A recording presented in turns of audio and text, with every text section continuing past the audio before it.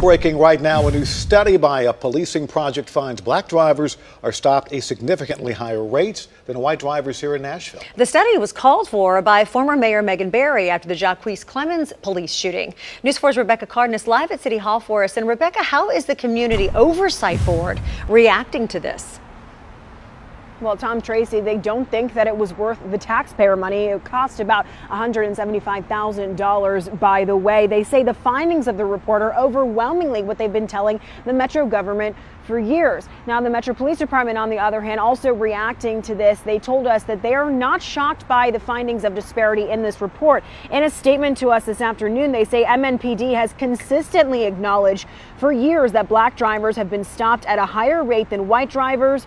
The respective black and white driving population, respective to, I should say. Assigning larger numbers of MNPD officers in high crime areas is certainly a factor in this.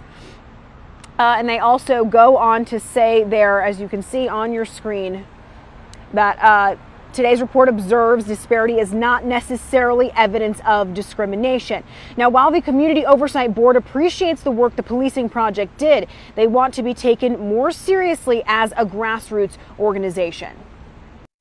To me, the powers that be, Metro government, should spend more time listening to the people that they are governing, the people who live in the community, who understand the needs of the community, before we begin to bring others in and sometimes spend money that maybe we did not need to spend.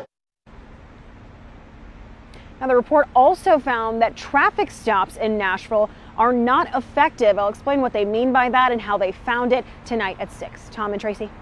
We'll see you then, Rebecca. Thank you. 2 Coffee County correction officials in trouble tonight after being arrested over the weekend.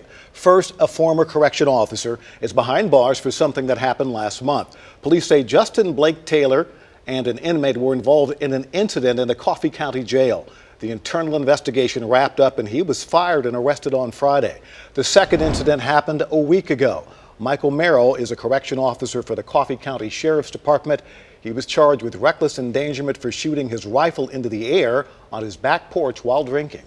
New at 5, 3 months after intense flames consumed a Tennessee church, the TBI believes they got the guy who started it. John David Hembry was indicted 2 weeks ago when he turned himself in. As you saw, that fire was huge, which immediately caused fire investigators to believe it was arson. 3 different buildings were destroyed by that fire. A Murfreesboro dentist and company are facing some serious federal charges for trying to defraud health care programs. Richard Schott and Kendra L. Glenn are both facing charges tonight. Schott owns Dental Excellence in Murfreesboro and Lebanon and was arrested last week. Glenn was picked up in Georgia yesterday. The two are believed to have submitted fake claims to insurance companies between November 2013 and January of 2018. Caught in the act, surveillance pictures show this man robbing a Brentwood gas station moments before shooting the clerk there and running away. It's a scary picture. Police need your help catching this guy. It happened around 9:30 Sunday night at the MAPCO off Franklin Road. News 4's Edward Birch is live at that MAPCO. And Edward, are police seeing more of these types of violent crimes in Brentwood, which most people think is typically pretty safe?